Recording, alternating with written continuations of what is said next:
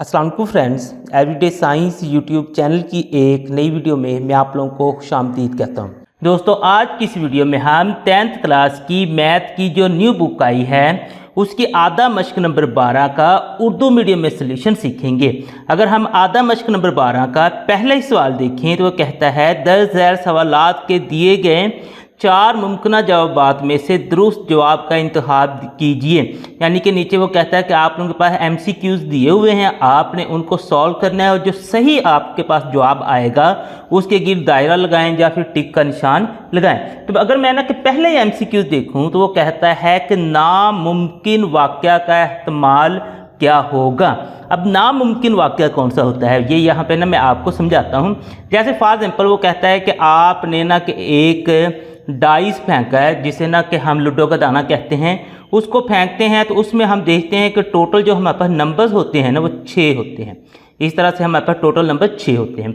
अगर वो आप लोगों से ये कहते हैं कि आप लोग ये बताएं भी लूडो के दाने पे 7 आने का एहतमाल क्या होगा, अब इसमें 7 होता ही नहीं है तो फिर वो आ कैसे सकता है। जो इस तरह का हमारे पास ना कि वाक़या होगा ना उसे हम कहते हैं नामुमकिन वाक़या। और जो नामुमकिन वाक़या होता है उसका जो एहतमाल होता है वो हमारे पास 0 होता है। यानी इस केस में जैसे मैंने आपको बताया था, इसका जब हमने एहतमाल निकालना है, चूँकि हमारे पास कोई भी ऐसा हिस्सा नहीं है जो कि 7 के बराबर हो, तो हम निकालेंगे 0/6। जब 0 को 6 पे मैं तकसीम करूंगा तो जवाब मेरे पास 0 ही आएगा।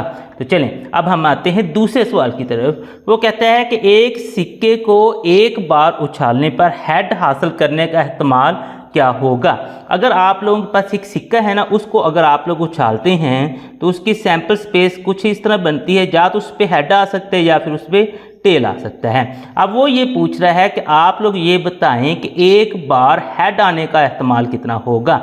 यहाँ पे देखें तो आप लोग पता चले n × s तो हमारे पास 2 आ गया, तो यहाँ से a निकाल लेना। वो कहता है एक दफ़ा हेड आने का, तो हेड आने का सिर्फ एक ही चांस है, तो n × a जो है वो हमारे पास बन जाएगा 1।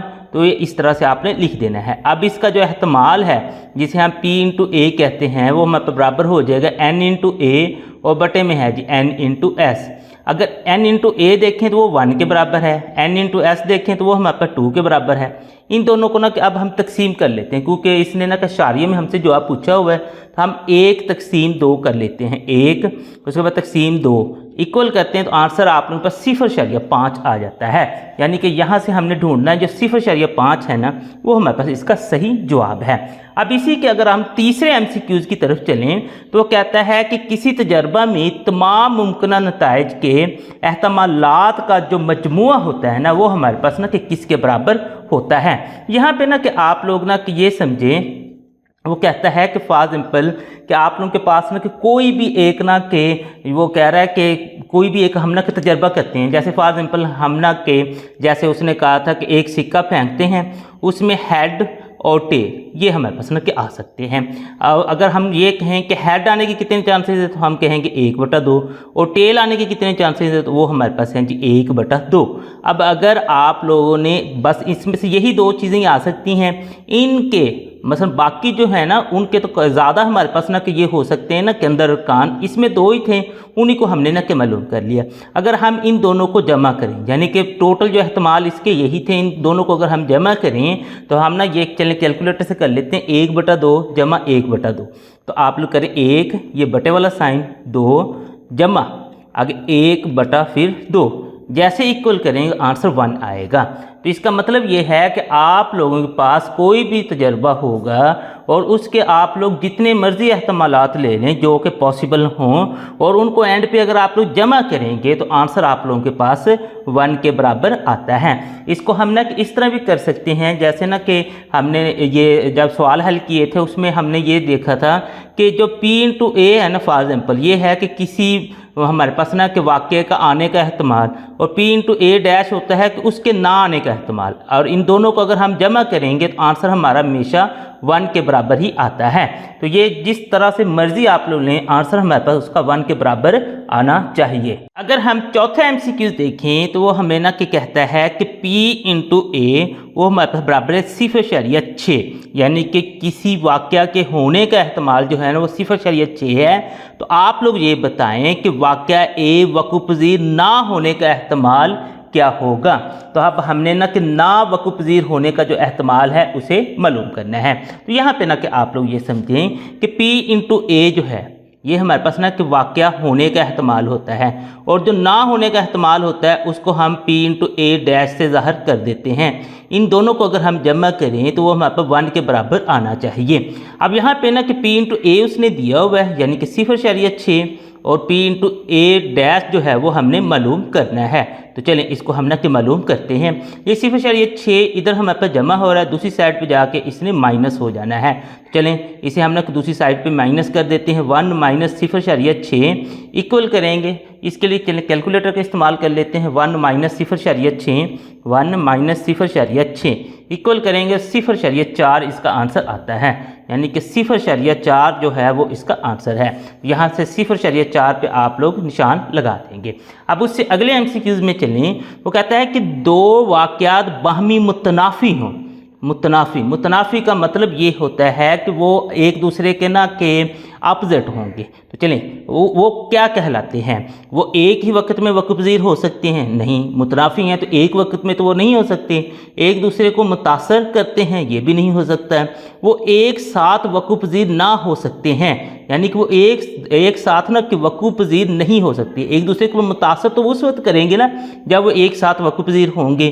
अगर वो अलग-अलग होंगे तो फिर ही हमारे पास ना कि मुतनाफ़ी होंगे और एक दूसरे को मुतासर भी नहीं करेंगे। तो ये है वो हमेशा बराबर होते तो बराबर नहीं हो सकते। जो मुतनाफ़ी होते हैं वो बराबर नहीं हो सकते। चलें ये हमारे पास इसका आंसर है कि वो एक साथ वक़्फ़-पज़ीर ना हो सकते हों। आगे छठा जो एमसीक्यूज़ है वो कहता है कि अगर एक सिक्का उछाला जाए और एक डाइस को फेंका जाए तो सैंपल स्पेस में ना जो पॉइंट्स की तादाद है वो कितनी होगी। एक सिक्का है और एक हमारे पास ना कि डाइस है, उसकी जब हमने सैंपल स्पेस बनानी है ना उसके लिए हमें इस तरह से ये इस्तेमाल करना पड़ेगा। अब इसमें अगर आप लोग देखेंगे तो इसको आपने ना किस तरह से इसको आप लोग ऊपर डाइस लिख दें, यानी कि ये डाइस के लिए, और नीचे आप लोग सिक्का लिख दें, ये सिक्का के लिए है। डाइस में हमारे पास टोटल ना कि 6 होते हैं, ये इस तरह से आपने ना कि 6 लिख देने हैं। और जो हमारे पास सिक्का होता है उसमें हेड होता है या फिर टेल होता है। अब इनको ना कि मिला के हम लिखते हैं, यानी कि इस हेड को लेना इन सब के साथ ना मिला के लिख देना है। हमारे पास आ जाएगा H1, आगे देखेंगे H2 आ जाएगा, आगे देखेंगे H3, उससे आगे देखेंगे H4 आ जाएगा, उससे आगे देखेंगे H5 और लास्ट में H6। अब इसी तरह से हमने टेल को मिला के लिख देना। T1 आ जाएगा, T2, उसके बाद T3, उसके बाद देखेंगे T4, T5 और T6। अब इनकी ना कि हम काउंटिंग कर लेते हैं, यानी कि ये जोड़े हमारे पास टोटल कितने बने हैं। 1 2 3 4 5 6 ये और 6 ये टोटल हो गए हमारे पास 12। तो इसका मतलब ये है कि इसका जो हमारे पास सही जवाब आता है ना वो 12 है। यहाँ पे जो 12 है ना उसके आप लोग दायरा लगाएं या फिर उसके ऊपर ना टिक लगा दें तो ये हमारे पास इसका आंसर आ जाएगा। इसी का अगर आप लोग ना कि 7वां एमसीक्यू देखेंगे वो कहता है कि यकीनी वाक़ये का एहतमाल होता है, यानी कि आपने ना कि कोई भी ना कि एक तजर्बा करना है और आपको ना कि यकीन हो कि यही हमारे पास ना कि इसका आना ही आना है। जैसे फॉर एग्जांपल आप लोग ना कि ये कहें कि एक आपके पास हेड है और टेल है, यानी एक सिक्का है, इसको फेंकें और आपको यकीन हो कि इसकी ना कि मैंने मैनिपुलेशन या फिर ना कि इसका डिज़ाइन मैंने कुछ इस तरह से बना लिया है, चाहे मैं इसको 1000 दफ़ा भी फेंकूँ तो ये हमेशा हेड ही आएगा। जब इस तरह की सिचुएशन हो ना कि आपको पूरा यकीन हो कि यही आएगा तो उसका जो एहतमाल फिर हमारे पास निकलता है वो 1 निकलता है, क्योंकि जो सबसे ज़्यादा एहतमाल होता है वो हमारे पास 1 होता है। तो इसमें आप लोगों ने यकीनी वाक़ये का जो एहतमाल है वो 1 पे निशान लगा देना है। और आगे कहता है कि एक डाइस पर 6 से बड़ा हिस्सा हासिल होने का एहतमाल क्या है। तो चलें डाइस के लिए ना यहाँ पे समझते हैं हम। डाइस में अगर आप लोग देखेंगे टोटल जो हमारे पास ना के नंबर्स होते हैं ना, जो लूडो का दाना होता है उस पर 6 नंबर्स होते हैं। अब इसमें से देखें कि 6 से बड़ा जो हिस्सा है उसके आने के चांसेस कितने या एहतमाल कितने हैं, तो वो तो भाई 6 से बड़ा यहाँ पे है ही नहीं, यानी कि वो 0 है। और टोटल हमारे पास 6 है। जब 0 को 6 पे हम तकसीम करेंगे तो जवाब हमारे पास 0 आएगा। तो यहाँ पे आपने 0 पे निशान लगा देना है। तो यहाँ से ढूंढे 0 और उस पर निशान लगा दें। आगे वो कहता है कि ताश की गड्डी यानी ताश की जो एक डब्बी से हमारे पास होती है उसके पत्तों में से एक पत्ता निकालने के मुमकिन नतीजे होते हैं। अगर आप लोग देखें ना, जो ताश के आप लोगों के पास ना कि एक पूरा डब्बी होती है उसमें ना कि 52 पत्ते होते हैं। अब जाहिर सी बात है अगर आप लोग उसमें, और वो सारे मुख्तलिफ होते हैं, यानी कि फॉर एग्जाम्पल 2 है तो 2-4 किस्म का हमारे पास होगा। उसमें एक आप लोगों के पास चिड़िया का पत्ता होगा, एक हुक्म का पत्ता होगा, एक पान का पत्ता होगा। इस तरीके से ना कि वो आप लोगों के पास ना कि 4 पत्ते होंगे। इसी तरह 3 के भी 4 पत्ते होंगे, मसल के सब के 4-4 पत्ते होंगे और सारी पत्ते मुख्तलिफ होते हैं। जब उनमें से कोई एक आप लोग पत्ता निकालेंगे तो इसका मतलब ये है कि उसके 52 नतीजे हो सकते हैं। कि आपके पास ये आ सकता है कि फॉर एग्जाम्पल 3 आ जाए, फिर 3 का आप लोग ये देख सकते हैं, अच्छा जी 3 पान का आया है, 3 हुक्म का आया है, जाके सो ऑन। इसी तरीके से अगर आप लोगों के पास के आ जाए उसमें भी आप लोग देख सकते हैं, यानी कि 52 जो है ना, 52 जो है वो मुख्तलिफ नतीजे हमारे पास निकल सकते हैं। इसी का अगर हम 10वां जुज़ देखें, वो कहता है कि अगर P इंटू ई जो है वो हमारे पास 0.07 के बराबर हो, P इंटू ई और हो तो ई ना होने का एहतमाल कितना होगा। तो यहाँ पे ये सवाल हमने ना पीछे भी किया था कि जो होने का एहतमाल है ना हमारे पास होने का, P इंटू जो ई है और जो ना होने का एहतमाल है, उन दोनों को अगर हम जमा करें तो वो 1 के बराबर आता है। यहाँ पे होने का एहतमाल दिया हुआ 0.07, यहाँ पे आप लोग लिख दें, और ना होने का जो एहतमाल है वो हमने मालूम करना है। अब ये 1 के बराबर है। ये चूँकि इसको हमने मालूम करना है तो इसको दूसरी साइड पे ले जाएंगे, यहाँ पे जमा है उधर जाके माइनस हो जाएगा, यानी कि P इंटू ई डैश जो है वो हमारे पास हो जाएगा 1 माइनस 0.07। अब 1 में से 0.7 को आप लोग माइनस कर दें। यहाँ पे कैलकुलेटर लें, 1 माइनस 0.07 करें, इक्वल करेंगे 0.93, आप लोगों के पास आंसर आ जाता है। यहाँ पे आपने फिर ना कि 0.93 पे निशान लगा देना है। तो इस तरीके से आपने सारे MCQs हल कर लेने हैं। आधा मश्क नंबर 12 का अगर हम दूसरा सवाल देखें तो वो कहता है कि अर्शिया मंगल और बुध में से एक दिन और सुबह और शाम में से एक वक्त मुंतखब करती है। तो आपने पहले उसका इम्कानी खाका बनाना है, उसके बाद शजरी खाका बनाना है। बाकी कोई चीज़ आपने मालूम नहीं करनी, बस ये 2 खाके ही बनाने हैं। तो चलें सबसे पहले हम ना कि इम्कानी खाके की ना की बात करते हैं। वो इस तरह से हमारे पास ना कि टेबल की शक्ल में बनेगा। आपने 3/3 का, यानी कि इस तरह से कॉलम भी 3 हो और इस तरह से कतारें भी 3 हो, आपने 3/3 का एक टेबल बना लेना है। ऊपर पहले आप लोग दिन आ रहे हैं तो आप लोग पहले दिन लिख लें, और बाद में अगर आपके पास वक्त आ रहा है तो ये वक्त लिख लें इस तरीके से। तो दिन अगर आप लोग देखेंगे तो आपके पास दिन आ रहे हैं मंगल और बुध। यहाँ पे आप लोग पहले मंगल लिख लें, मंगल आ रहा था पहले, और फिर बुध लिख लें, वो आप लोगों के पास बुध आ रहा है। उसके बाद ना कि वक्त में अगर आप लोग देखें तो सुबह आ रहा है फिर शाम आ रहा है, तो यहाँ पे आप लोग पहले सुबह लिख लें, उसके बाद ना कि आप लोग शाम लिख लें इस तरीके से। अब ये लिखने के बाद नेक्स्ट जो आप लोगों के पास काम है, इनको ना कि मिला के लिख दें, यानी कि सुबह को मंगल और बुध के साथ मिला के लिख दें, फिर शाम को मंगल और बुध के साथ मिला के लिख दें। तो पहले हमारे पास बन जाएगा, यहाँ पे अगर आप लोग सुबह को मंगल के साथ मिला के लिखेंगे तो आप लोग कुछ इस तरह से इसे लिख सकते हैं, सुबह और कॉमे में आप लोगों के पास ना कि मंगल आ जाएगा। उसी तरह से आप लोग यहाँ पे लिखेंगे सुबह और कॉमे में आप लोगों के पास ना कि बुध आ जाएगा। तो इस तरीके से ये वाली लाइन आप लोगों के पास कंप्लीट होगी। अब शाम को ले लेते हैं। अब शाम को भी हमने ना कि इसके साथ मिला के लिख देना है। पहले हम मंगल के साथ मिला के लिखेंगे, शाम को मंगल के साथ मिला के लिख दिया, उसके बाद शाम को हमने बुध के साथ मिला के लिख देना इस तरीके से। तो ये आप लोगों के पास जो इम्कानी खाका था ना वो बन गया है। अब इम्कानी खाका बनाने के बाद अगला जो हमारा काम है वो शजरी खाका बनाने का है। तो चलें इसका फिर हम ना कि शजरी खाका बनाते हैं। तो उसके लिए हम ना किस तरह से नीचे आ जाते हैं और यहाँ पे ना कि हम शजरी खाका बना देते हैं। अब शजरी खाके के लिए ना कि आपने सिंपल सी जो चीज़ है ना वो ये है कि यहाँ पे ना कि आपने लिखना है, यहाँ पे आप लोग जहाँ पे शजरी खाका बनाने जा रहे हैं, यहाँ पे ना कि सबसे पहले अगर आप लोग देखें ना आपके पास मंगल और बुध है, तो यहाँ पे ना कि मैं लिख देता हूँ कि मेरे ना कि नताइज निकलने लगे हैं। तो ये मैं इस तरह से नताइज लिख देता हूँ। और पहला अगर मैं देखूँ ना मंगल और बुध, आप लोग सुबह और शाम भी ले सकते हैं, ये आपकी अपनी मर्जी है। मंगल और बुध हैं तो मैं यहाँ से ना कि 2 निकाल देता हूँ इस तरीके से। एक पे ना कि मैं मंगल लिख दूंगा और एक पे बुध मंगल लिख दूंगा और दूसरे पे बुध लिख दूंगा। चलें मैं इस पे ना कि मंगल लिख देता हूँ और नीचे वाले पे ना मैं बुध लिख देता हूँ इस तरीके से। अब नेक्स्ट जो मेरा काम है आगे अगर आप लोग देखें तो आपके पास ना कि दो और चीज़ें हैं, सुबह और शाम है। अब इसके साथ ना कि मैं सुबह और शाम दोनों को मिला के लिख दूंगा, इसके साथ भी और इसके साथ भी ना कि सुबह और शाम दोनों को मिला के लिख दूंगा। चले मैं इसके साथ मिला के लिखता हूँ तो मेरे पास आज सुबह आ जाएगा और यहाँ पे ना कि मेरे पास शाम आ जाएगा। इस तरीके से बिल्कुल यही काम मैंने इधर भी करना है कि सुबह और दूसरे नंबर पर यहाँ पे शाम। अब अगर मैं इसको देखूँ ना तो ये मेरे पास जो बनेगा वो कुछ इस तरह से बन जाएगा, सुबह मंगल। यहाँ पे आप लोग इस तरह से लिख दें, सुबह कॉमा मंगल, ये आप लोगों के पास बन जाएगा। उसके बाद आगे देखें इसमें तो यहाँ पे आप लोग शाम और मंगल है, तो यहाँ पे आप लोग शाम और कॉमा डाल के मंगल इस तरह से लिख देंगे। उससे आगे चलेंगे तो आप लोगों के पास सुबह बुध है, तो आप लोग यहाँ पे लिख देंगे सुबह और कॉमा डाल के बुध, ये इस तरीके से। नेक्स्ट आप लोग देखेंगे तो आपको शाम बुध है, यहाँ पे आप लोग शाम लिखेंगे, उसके बाद कॉमा डाल के ना बुध लिख देंगे इस तरीके से। तो इस तरीके से आप लोगों के पास इसका मकानी खाका भी बन गया और शजरी खाका भी बन गया है। आदम मश्क नंबर 12 का अगर हम तीसरा सवाल देखें तो वो कहता है कि ताश के पत्तों में से एक पत्ता निकाला गया है। सबसे जो पहली बात है वो कहता है कि ताश के पत्तों में से पत्ता निकाला गया है। एक इक्का और एक हुक्म हासिल करने का आपने एहतमाल मालूम करना है। तो सबसे पहला जो काम इस तरह के सवाल हल करने का होता है वो है कि इनकी सैंपल स्पेस बनाना। तो सबसे पहले फिर हम ना कि ताश के पत्तों की सैंपल स्पेस बनाते हैं।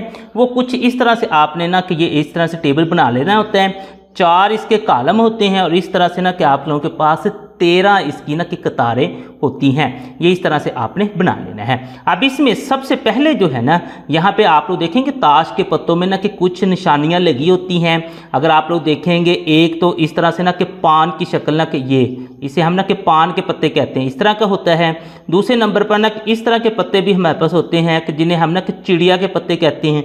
तीसरे नंबर पर हमारे पास इस तरह के पत्ते होते हैं जिन्हें हम ना के ईंट के पत्ते कहते हैं और कुछ इस तरह के ना दिल की शक्ल के होते हैं जिन्हें हम हुक्म के पत्ते कहते हैं। ये इस तरीके से हमारे पास ना के पत्ते होते हैं। अब देखेंगे तो हर किस्म के ना कि हमारे पास एक एक पत्ता होता है, यानी कि 2 जो है वो हमारे पास इधर इसमें पान में भी आएगी, चिड़िया में भी आएगी, ईंट में भी आएगी और हुक्म में भी आएगा। अब इसी तरीके से हमारे पास 3 है, वो भी हमारे पास 3 के भी 4 पत्ते आएंगे। उसके बाद 4 जो है उसके भी हमारे पास 4 पत्ते आएंगे। उसके बाद अगर आप लोग देखें 5 जो है 5 के भी हमारे पास 4 पत्ते आएंगे। उसके बाद देखेंगे 6 के, वो आप लोगों के पास ना किस तरीके से 4 पत्ते आएंगे। 7 के भी आप लोगों के पास 4 पत्ते आएंगे। उसी तरीके से 8 के वो आपके पास आ जाएंगे। इसी तरीके से 9 और 9 के बाद आप लोगों के पास 10, यानी कि नंबरिंग जो है ना वो हमारी सिर्फ ना कि 2 से लेके 10 तक होती है। 2 से लेके 10 तक हमारे पास नंबर्स वाले पत्ते आते हैं।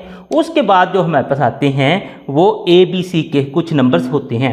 उसमें सबसे पहले A आता है, तो ए को ना कि हम दूसरे अल्फाज में इक्का भी कहते हैं, तो ये हमारे पास आ जाता है। उसके बाद अगर आप लोग देखें के आ जाते हैं, तो के को हम ना कि बादशाह कहते हैं, तो ये के वाले 4 पत्ते आ जाते हैं। इसके बाद क्यू आ जाता है, तो क्यू के भी हमारे पास ना कि 4 पत्ते होते हैं, इसको हम मलका कह देते हैं। और उसके बाद ना कि हमारे पास जे जिसे हम ना कि गुलाम कह देते हैं, उसके भी 4 पत्ते आ जाते हैं इस तरीके से। तो ये सारी हमारे पास इसकी सैंपल स्पेस बन गई है। अब अगर आप लोग इनकी काउंटिंग करेंगे ना, टोटल 52 हमारे पास ना के पत्ते बनेंगे। तो इसका मतलब ये है कि यहाँ पे हम लिख देंगे कि n × s जो है ना वो हमारे पास बराबर है 52 के, यानी कि 52 पत्ते हमारे पास इसके हैं। अब आते हैं हम अपने सवाल की शर्त पे आते हैं कि उसने हमसे पूछा क्या है और हमने बताना क्या है। यहाँ पे देखिए ना, वो कहता है एक इक्का और एक हुक्म हासिल करने का एहतमाल मालूम कीजिए। यहाँ पे देखिए एक इक्का और एक उसने ना हुक्म पूछा है हमसे, इसका आपने एहतमाल बताना है। तो यहाँ पे ना कि एक चीज़ जो मैंने ना कि आप लोगों को पिछली एक्सरसाइजेज में भी कही थी, यहाँ पे ना कि अगर या आ जाएगा ना या, तो उसका मतलब ये होता था ये यूनियन वाला सवाल है। अगर हमारे पास और आता था तो वो हमारे पास ना कि सवाल होता था तकाते वाला। लेकिन यहाँ पे ना कि जहाँ पे भी हमारे पास और आता था ना, उसमें हमारे पास शर्त होती थी। वो हमें बताता था कि आपने जो 2 पत्ते निकाले हैं ना, ठीक है, अब जो आप लोग 2 पत्ते निकालेंगे तो उसमें ना कि वो बताता था कि एक किस तरतीब से आप निकालें, यानी कि 2 पत्ते हमने निकालने थे। पहले एक पत्ता निकालते थे, फिर दूसरा पत्ता निकालते हैं। लेकिन यहाँ पे देखिए ना, वो कहता है कि सिर्फ आपने पत्ता एक निकाला है। जब एक पत्ता निकाला है तो उसमें हमें ना तो उसने तरतीब बताने की ज़रूरत है, ना ही हमें ना कि ये बताने की ज़रूरत है कि हम एक के बाद दिगरे निकालेंगे या एक रख के दूसरा निकालेंगे या वापसी के बगैर ही हम निकालेंगे। मतलब कोई शर्त नहीं बताई, क्योंकि उसने पत्ता ही एक निकाला है। जब एक पत्ता निकाला है तो ये हमारे पास ना कि यूनियन वाला सवाल बनेगा, ये फिर तकाते वाला सवाल नहीं बनेगा। तकाते वाला सवाल आगे आता है, मैं मज़ीद आपको वहाँ पर एक्सप्लेन कर दूँगा। तो ये यूनियन वाला सवाल बनेगा तो फिर इसका मतलब यहाँ पर यूनियन वाला फार्मूला लग जाएगा। जो यूनियन वाला हमारे पास फार्मूला होता है वो होता है P into A union B, वो बराबर होता है P into A plus P into B minus P into A तकाते B। ये हमारे पास फार्मूला होता है। यानी कि आपको A चाहिए, B चाहिए और A तकाते B चाहिए। अब सबसे पहले फिर हम ना कि A पे आ जाते हैं। तो यहाँ पे ना कि मैं इनकी ना पार्टीशन कर देता हूँ। तो सबसे पहले ना कि हम A पे आते हैं। तो A अगर आप लोग देखेंगे तो यहाँ पे जो हमारे पास A निकलेगा वो कहता है कि आप लोगों के पास ना इक्का आने के ना कि कितने चांसेस हैं। सबसे पहले वो इक्का की बात करता है। इक्का का मतलब ये है कि जो ए वाले पत्ते हैं, तो ए वाले अगर आप लोग देखेंगे टोटल 4 पत्ते हमारे पास होते हैं। तो यहाँ पे ना कि मैं लिख देता हूँ कि इक्का के 4 पत्ते, इक्का के 4 पत्ते। अगर इक्का के 4 पत्ते हैं तो इसका मतलब ये है कि n इंटू ए जो है वो मेरे पास 4 बन गया। ये इस तरीके से मैंने लिख दिया। अब नेक्स्ट देखें भी, वो कहता है हुक्म का एक पत्ता, यानी कि वो हुक्म का भी हो सकता है। तो हुक्म का अगर आप लोग देखें, ये वाले हमारे पास हुक्म के होते हैं। तो हुक्म के देखें ये सारे हमारे पास एक एक सब का ना कि हुक्म का होता है। ये टोटल हमारे पास 13 पत्ते बनेंगे। तो यहाँ पे ना कि मैं लिख देता हूँ कि बी में जो हमारे पास आएगा वो हुक्म के 13 पत्ते हैं, हुक्म के 13 पत्ते। तो यहाँ पे मैं लिख देता हूँ हुक्म के 13 पत्ते, यानी कि n इंटू बी जो है वो मेरे पास आ जाएगा जी 13 के। ये इस तरीके से आपने लिख दिया है। n इंटू एस वो तो हमारा सबके लिए सेम रहेगा। अब इनके हम ना के बल्कि हाँ इनके ना के आगे ना कि हम ए तकाते बी भी निकाल लेते हैं, क्योंकि उसकी भी हमें ज़रूरत पड़ेगी। तो ए तकाते बी में अगर आप लोग देखेंगे, चलिए मैं यहाँ पे लिख देता हूँ ए तकाते बी। अब ए तकाते बी में जो हमारे पास आना था वो ये है कि इनके ना कि जो कॉमन होंगे ना वो हमारे पास ना क्या आएंगे, यानी कि ऐसे पत्ते जो ए में भी होंगे और बी में भी होंगे वो हमारे पास ना कि ए तकाते बी में आएंगे। तो उसको ना कि समझने के लिए ना कि मैं यहाँ से आपको उनको बताता हूँ। असल में ए जो है ना वो हमारे पास इक्का के पत्ते हैं और जो बी है वो हमारे पास हुक्म के पत्ते हैं। यानी कि ये वाली लाइन हमारे पास ना कि ए की है और ये वाली लाइन हमारे पास ना कि बी की है। तो इसमें कॉमन देखें ना तो ये वाला जो पत्ता है ना, ये वाला पत्ता ये मेरे पास ना कि कॉमन आ रहा है, यानी कि वो इस लाइन में भी आ रहा है और इस लाइन में भी आ रहा है, यानी कि ये वाला पत्ता हमारे पास ना कि कॉमन है। दूसरे अल्फाज में इक्का का जो एक पत्ता है ना वो हमारे पास ना कि दोनों में आ रहा है। तो यहाँ पे ना कि हम लिख देते हैं कि इक्का का पत्ता दोनों में आएगा। जब दोनों में आएगा तो फिर ही हमारे पास वो तकाते में होगा। अगर ये एक ही पत्ता सिर्फ दोनों में आ रहा है तो इसका मतलब n इंटू ए तकाते बी जो है वो हमारे पास 1 के बराबर हो जाएगा। अब फार्मूले के मुताबिक हमें इन तीनों के एहतमाल चाहिए, यानी ए का भी चाहिए, बी का भी चाहिए और ए तकाते बी का भी चाहिए। तो चलें इन तीनों के एहतमाल फिर हम मालूम करते हैं। तो मैं पहले p इंटू ए मालूम कर लेता हूँ। तो p इंटू ए जो है वो मेरे पास हो जाएगा n इंटू ए और बटे में है जी n इंटू एस। अब यहाँ पे इनकी ना की कीमतें पुट करते हैं। n इंटू ए देखेंगे तो वो 4 के बराबर है और n इंटू एस देखें वो 52 के बराबर है। इक्वल कर लेते हैं, उसके लिए हम कैलकुलेटर से इसको काट लेते हैं, यानी 4/52 है, 4/52 इक्वल करेंगे तो आंसर 1/13 आ जाएगा। यहाँ पे आपने लिख लेना है 1/13। ये इस तरीके से हमारे पास ना कि ये आ गया p इंटू ए। अब ना कि मैं p इंटू बी की बात करता हूँ, p इंटू बी। तो वो देखेंगे तो वो हमारे पास हो जाएगा n इंटू बी और बटे में हो जाएगा n into S. n into B अगर आप लोग देखें वो 13 के बराबर है और n इंटू एस देखें तो वो 52 ही है। अब इनको भी हम काट के देख लेते हैं, 13/52 उसके लिए भी कैलकुलेटर का इस्तेमाल करते हैं, 13/52 इक्वल करते हैं तो 1/4 आ जाता है। यहाँ पे मैं लिख देता हूँ 1/4, यानी इसका आंसर भी मेरे पास आ गया है। अब तीसरे नंबर पर जो चीज़ हमें चाहिए है वो है p इंटू ए तकाते बी। तो उसको भी ना कि मैं यहाँ पे निकाल लेता हूँ, p इंटू ए तकाते बी। वो अगर आप लोग देखेंगे वो आएगा n इंटू ए तकाते बी और बटे में आ जाएगा n इंटू एस।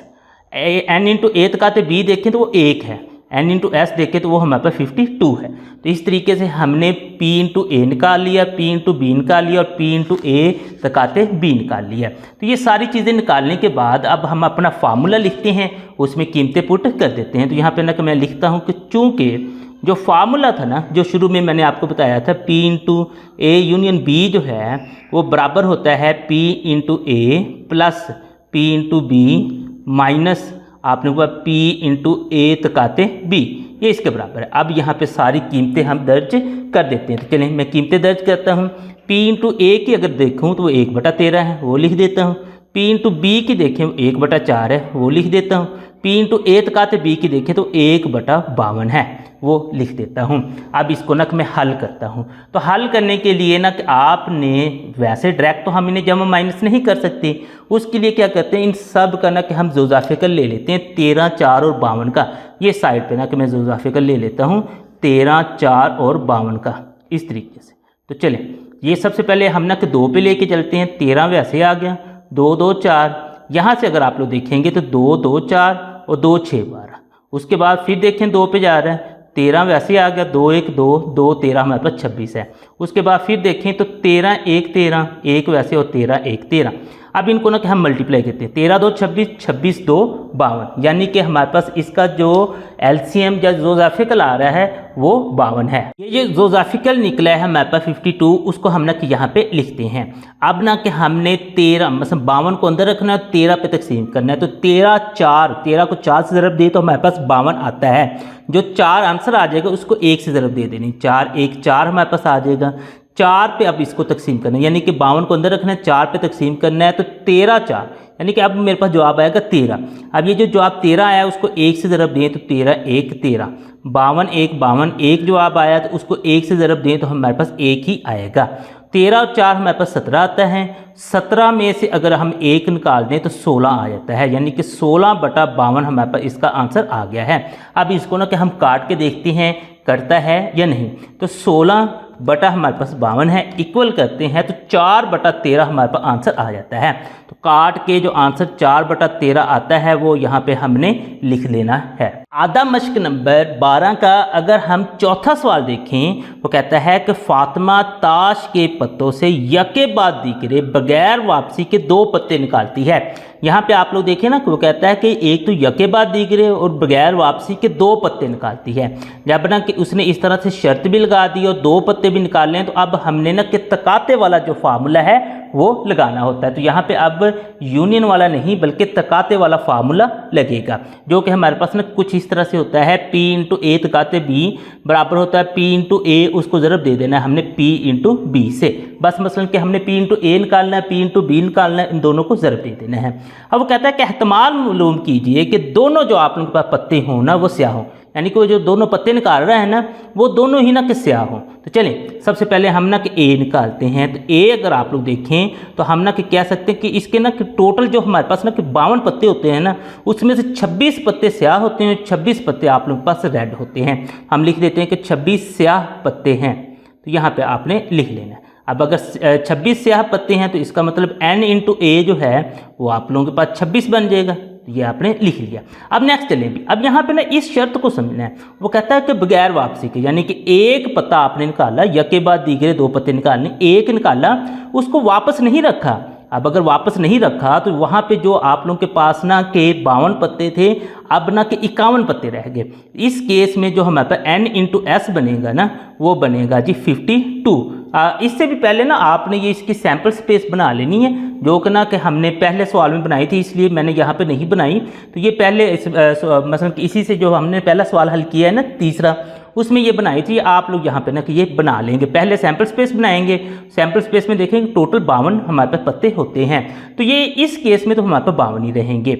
लेकिन जब मैं बी में जाता हूँ ना, अब चूँकि उसने एक पत्ता मसलन के उसने जो एक पत्ता निकाला है वो वापस नहीं रखा, और जो पत्ता उसने निकाला भी है वो भी कौन सा है, स्याह है। अब बाकी जो पत्ते हमारे पास रह जाएंगे 25 स्याह पत्ते रह जाएंगे। यहाँ पे आपने लिख देना 25 स्याह पत्ते हैं। यहाँ पे इस तरह से लिख देना है। अब हमारे पास जो बनेगा वो n इंटू बी जब a, हमारे पास ना इसको इस तरह से लिखा जाएगा क्योंकि ये 25 हो गया हमारे पास। अब n इंटू एस भी है ना वो भी चेंज हो जाएगी।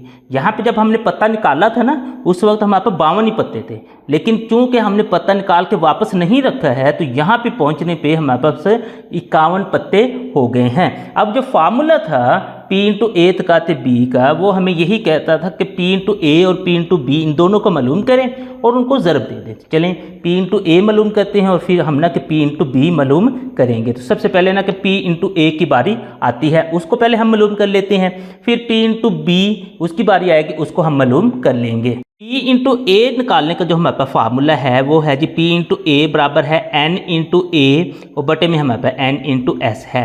अब यहाँ पे इनकी ना की कीमतें दर्ज करते हैं। n इंटू ए की कीमत 26 है, n इंटू एस की कीमत हमारे पास 52 है। अब इन दोनों को ना कि हम काटते हैं, अगर करते हैं तो उनको काट के लिख लेते हैं। 26 बटा 52 है, 26 और ये बटा है और 52 इक्वल करते हैं, आंसर 1/2 आ जाता है। यानी कि P इंटू ए जो हमारे पास निकला वो 1/2 है। अब हम ना कि P इंटू बी निकालते हैं। अब इसको B अकेला नहीं लिखेंगे बल्कि B जबकि A इस तरह से हम लिखेंगे। उसकी वजह ये है इसकी और इसकी सैंपल स्पेस में ना कि हमारे पास फ़र्क आ गया। अगर ये सेम होती तो फिर हमने सिर्फ P इंटू बी ही लिखना था। अब इसका हमारे पास फार्मूला भी जो बनेगा n इंटू बी जब A और बटे में हमारे पास n इंटू एस है। अब ये इसकी अगर कीमत देखें वो 25 है और n इंटू एस की कीमत देखें तो वो हमारे पास 52 है। अब इसको भी काट के देखते हैं, अगर कटते हैं तो 25 है और ये हमारे पास बटे में 52 है। काटे तो ये नहीं करते, बस इसका हमारे पास आंसर यही आ जाएगा। अब फार्मूला लिखते हैं जो कि हमने शुरू में डिस्कस किया था, चूँकि ये इतना का लिख के हम ना फार्मूला लिख देते हैं। तो फार्मूला यहाँ पे हमारे पास तकाते वाला लगेगा, ए तकाते बी वो बराबर हो जाएगा P इंटू ए डॉट हमारे पास P इंटू, अब इसको लिखेंगे P जब A। अब इनकी ना हम कीमतें दर्ज कर देते हैं। यहाँ पे हम कीमतें दर्ज करते हैं तो P इंटू ए की अगर आप लोग देखें ना जो कीमत है वो 1/2 है। यहाँ पे आपने दर्ज कर देनी 1/2, ये डॉट हमारे पास ज़रब होता है और इसकी कीमत है 25/52। ये इसी तरह से आपने लिख देनी है। अब ना 25 को 1 से ज़रब दें तो 25 1 25 और 52 को अगर हम ना कि 2 से ज़रब दें तो 102 आता है। अब इसको काट के देख लेते हैं, अगर कटता है तो काट के आंसर लिख लें, नहीं तो यही हमारे पास इसका आंसर आ जाएगा 25 बटा हमारे पास 102 इक्वल करते हैं तो ये नहीं करता, तो बस यही हमारे पास इसका आंसर आ जाएगा, यानी 25/102। तो इसी को आपने लिख लेना है। आधा मश्क नंबर 12 का अगर आप लोग 5वां सवाल देखें तो वो कहता है कि अगर 2 डाइस फेंके जाएं, यानी कि अब आपने 2 डाइस फेंकने हैं तो उनके ऊपरी रुख अदाद की हासिल ज़रब 6 या का लफ्ज़ इस्तेमाल हो गया। जब या का लफ्ज़ इस्तेमाल हो गया तो इसका मतलब है कि अब तो हमने ना कि ये सोचना भी नहीं, ये जस्ट हमारे यूनियन ही इस्तेमाल होगा, यानी कि ये यूनियन वाला फार्मूला है अब वो हमारे पास ना लगेगा। ये वाला जो हमारे पास फार्मूला है P into A union B बराबर है P into A plus P into B minus P into A तकाते बी, ये वाला हमारे पास फार्मूला लगेगा। तो का फ़र्क वो कहता है कि 5 हासिल करने का इस्तेमाल मालूम करें। चलें सबसे पहला जो हमारे पास फिर काम होना चाहिए, ये जो हमारे पास ना कि 2 डाइस है ना इनकी हमने सैंपल स्पेस बनानी है। तो चलिए सबसे पहले हम इनकी सैंपल स्पेस बनाते हैं। तो सैंपल स्पेस 2 डाइस की अगर आपने बनानी है तो उसके लिए आपने इस तरह से ना 7/7 यानी कि इस तरह से कतारें भी साथ हों और इस तरह से कॉलम भी साथ हों, 7/7 का एक ना कि आपने टेबल बना लेना है। अब बनाने के बाद यहाँ पे आप लोग ना इसको पहले को इस तरह लिख देंगे। यहाँ पे आप लिख सकते हैं फर्स्ट यानी कि ये पहला डाइस है, यहाँ पे लिखते हैं सेकंड यानी कि दूसरा डाइस है। अब इन पे ना कि चूंकि एक जो डाइस होता है उस पर टोटल 6 नंबर होते हैं तो आपने ये 6 नंबर लिख देने हैं, यानी कि ये पहले डाइस के हमारे पास 6 नंबर हैं। अब इधर से हमने ना कि 6 नंबर लिख देने, यानी कि ये दूसरा जो डाइस है उसके हमारे पास ना कि 6 नंबर हैं। तो ये इस तरीके से आपने लिख देने। अब लिखने के बाद नेक्स्ट जो आप लोग का काम है कि इनको आपने फिलअप करना है, यानी कि इनके जोड़े बनाने हैं। उसके लिए सिंपल सा काम ये है कि हमने 1 को लेना है, इन सब के साथ ना मिला के लिख देना है। तो चलिए इनके साथ मिला के लिखता हूँ। 1 को पहले इस 1 से मिलाएंगे, फिर इस 2 से मिलाएंगे, उसके बाद इस 3 से मिलाएंगे, फिर इस 4 से मिलाएंगे, फिर इस 5 से मिलाएंगे और फिर इस 6 से मिलाएंगे। यानी 1 को हमने इन सब के साथ ना मिला के लिख दिया। अब हम 2 को लेके चलते हैं। 2 को पहले 1 से मिलाएंगे, 2 को 2 से मिलाएंगे, 2 को 3 से, उसके बाद देखेंगे 2 को 4 से, 2 को 5 से और 2 को 6 से। यही काम अब हमने 3 के लिए करना है, यानी 3 को 1 से, 3 को 2 से, 3 को हमने 3 से मिला दिया, उसके बाद 3 को 4 से, नेक्स्ट हम देखें 3 को 5 से और 3 को 6 से। इस तरीके से अब हमने 4 को मिलाना है, यानी 4 को 1 से, उसके बाद आगे अगर आप लोग देखेंगे 4 को 2 से, उसके बाद देखें 4 को 3 से, 4 को 4 से, 4 को 5 से और 4 को 6 से। ये इस तरीके से। नेक्स्ट हमने 5 को मिलाते जाना है सबके साथ, तो 5 को पहले हम ना कि 1 से मिलाएंगे, फिर 5 को 2 से, उसके बाद हम देखें 5 को 3 से, 5 को 4 से, 5 को हमने ना कि 5 से और 5 को 6 से। इस तरीके से नेक्स्ट हमने ना कि 6 को सबके साथ ना मिला देना है, 6 को 1 से, 6 को 2 से, 6 को 3 से, 6 को 4 से, उसके बाद 6 को 5 से और 6 को 6 से। तो ये इस तरीके से आप लोगों के पास 2 डाइस की जो ना सैंपल स्पेस बन जाएगी। अब इनके अगर आप लोग सारे जोड़ों को गिनेंगे ना तो ये टोटल हमारे पास ना 36 बनेंगे। इसका मतलब ये है कि आप लोगों के पास जो n इंटू एस बनती है ना वो 36 है, वो यहाँ पे आप लोग लिख दें, n इंटू एस 36 है, ये यहाँ पे लिख दी। अब यूं के हमने जो फार्मूला इस्तेमाल करना है वो यूनियन वाला है, उसमें हमें ना कि 3 चीज़ें चाहिए। एक तो हमें उसका ना कि A चाहिए, B चाहिए और A तकाते B चाहिए। ये तीनों चीज़ें ना कि हमें चाहिए। तो चलें हम ना इन तीनों चीज़ों को मालूम करते हैं। तो सबसे पहले ना कि हम A की बात करते हैं कि A हमारे पास कैसे निकलेगा। तो सबसे पहले A की अगर हम बात करें तो यहाँ से ना कि हम A ढूंढते हैं। वो कहता है कि इनके ऊपरी रुख अदाद की, ऊपरी रुख का मुराद ये है कि आप लोग जब डाइस फेंकेंगे जाहिर बात है कि उसके जो ऊपर आता है वही हम ना कि हिस्सा काउंट करते हैं, बाकी साइड पे जो नीचे आता है वो तो हम ना काउंट नहीं करते।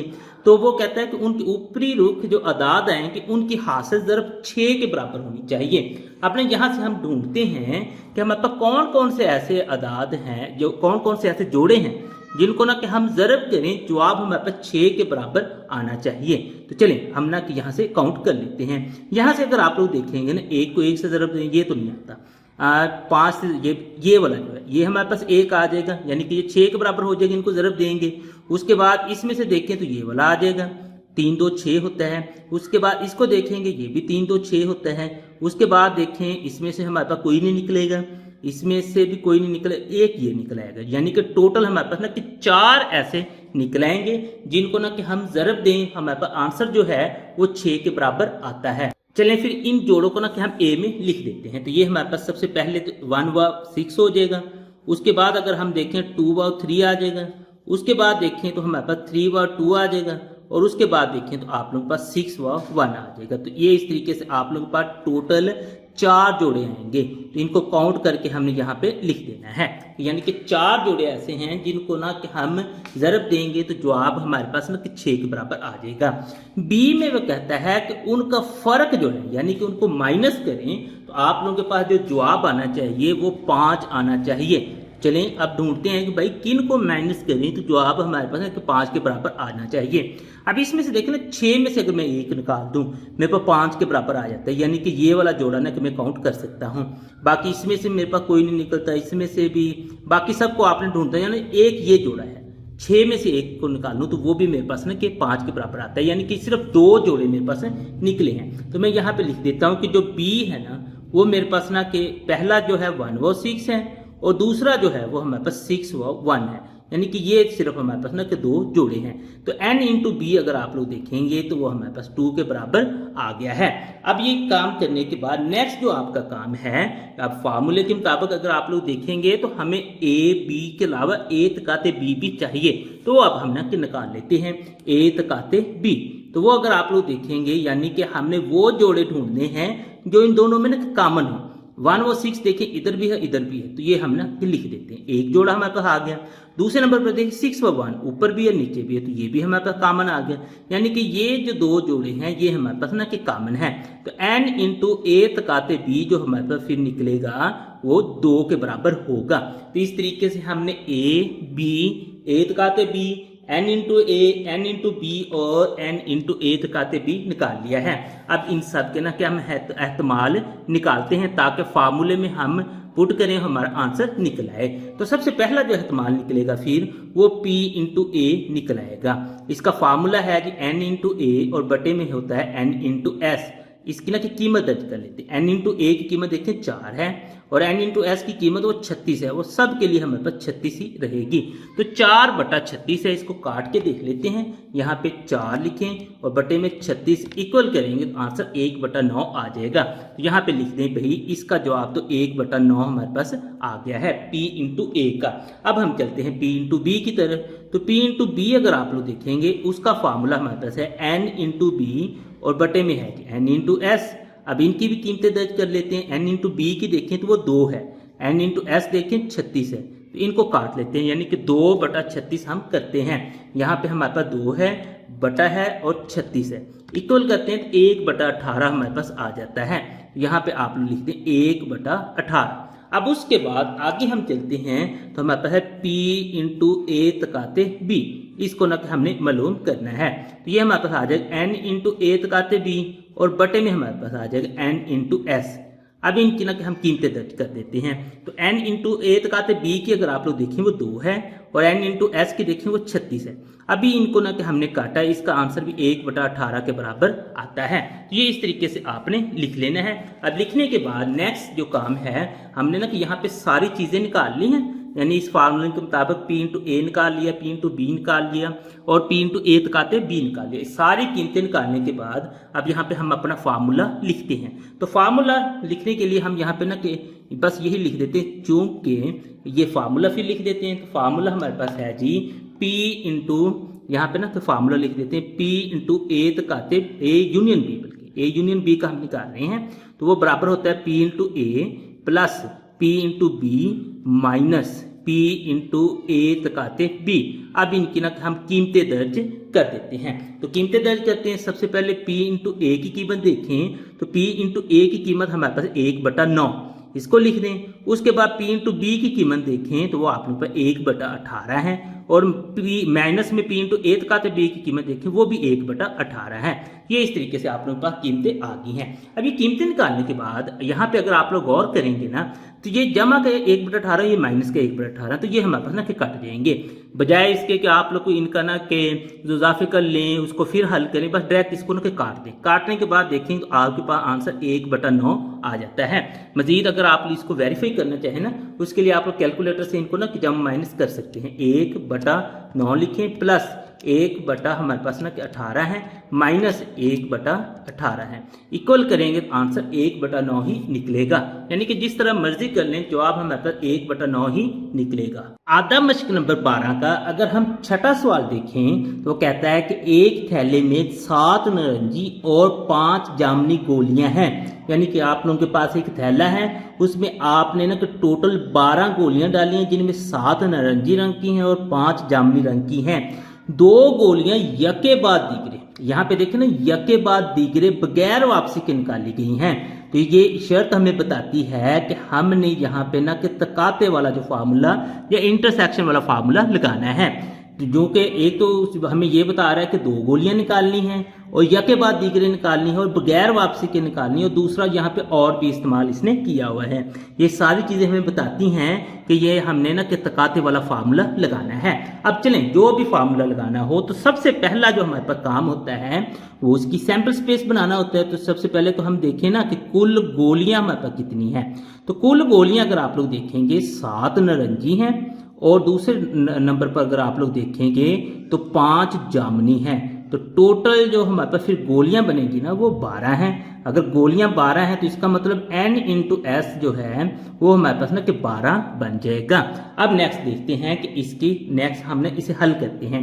वो कहता है कि आपने एहतमाल मालूम करना है कि पहली जो गोली निकाल लेना वो नारंगी हो और दूसरी निकालने वो भी हमारे पास ना कि नारंगी होनी चाहिए। अब चूंकि मैंने आपको ये बताया है कि ये तकाते वाला फार्मूला लगेगा, उसमें हमें A चाहिए और B चाहिए, तो उन दोनों को ना कि हम ज़रब करेंगे हमारा आंसर आ जाएगा। तो चलें हमने सबसे पहले A की बात करते हैं। तो A में देखें ना वो कहता है कि पहली गोली में नारंगी हो, गोलियां नारंगी देखें तो 7 नारंगी गोलियां हैं। यहाँ पे मैं लिख देता हूँ कि 7 नारंगी गोलियां हैं। चलें, ये हमारे पास ना कि आ जाएगा इसका, फिर n इंटू ए जो बनेगा वो हमारे पास बन जाएगा जी 7 के बराबर। अब n इंटू एस जो है वो हमारे पास ना कि 12 ही रहेगा पहले केस के लिए। अब दूसरे केस में चलते हैं। वो कहता है कि दूसरी गोली भी जो निकाले ना वो भी नारंगी ही होगी। अब ना, लेकिन उसने शर्त भी लगा दी थी कि दोनों जो गोलियां निकालनी यके बाद दीगर निकालनी है और बगैर वापसी के निकालनी, यानी कि आपने एक जो गोली निकाल ली तो दोबारा उसे वापस नहीं रखना। अब अगर आपने एक गोली निकाल ली और वो भी नारंगी गोली निकाल ली और आपने वापस भी नहीं रखी, तो इसका मतलब थैले में अब 6 नारंगी गोलियां बची हैं। हमने यहाँ पे लिख देना है 6 नारंगी गोलियां हैं इस तरीके से। अब इसका फिर n इंटू, अब ना b जब a, ये इस तरह से जब ना ये कम हो जाता है तो हम b जब a लिखते हैं और 6 बचती हैं। और n इंटू एस जो है वो इसकी अब ना कि 11 बन जाएगी, क्योंकि पहले जब हमने गोलियां निकाली थी उस वक्त थी 12, अब एक निकाल के हमने वापस नहीं रखी है, ये टोटल फिर हमारे पास 11 रह जाएंगी। अब इन दोनों का हमने एहतमाल मालूम कर लेना है, क्योंकि दोनों का एहतमाल जब फार्मूले में हम लिखेंगे और उनको ज़रब देंगे फिर हमारे पास आंसर निकलेगा। तो p इंटू ए की अगर हम बात करें तो वो आएगा जी n इंटू ए और बटे में आ जाएगा n इंटू एस। अब n इंटू ए देखें 7 है, n इंटू एस देखें तो 12 है। इनको काट के देख लें, अगर करते हैं तो 7 बटा आप लोग 12 करें, इक्वल करें तो 7 बटा 12 ही आएगा, यानी नहीं करता, बस यही इसका हमारे पास आंसर है। अब p इंटू बी देखेंगे तो वो b नहीं बल्कि b जबकि a हमारे पास इस तरह से आएगा। अब इसका जो हमारे पास फार्मूला भी फिर ना कि b जब a बन जाएगा और बटे में n इंटू एस ही रहेगा। अब देखें भाई, अभी जब a देखें वो 6 है और n इंटू एस देखें तो इस केस में हमारे पास 11 है। इसको भी हम ना कि काट के देख सकते हैं कि 6 बटा 11 करता भी है या नहीं, तो हम ना कि 6 बटा 11 लिखते हैं, देखते हैं तो ये भी नहीं करता, बस यही इसका आंसर है 6 बटा 11 ही। तो ये इस तरीके से आपने लिख लेना है।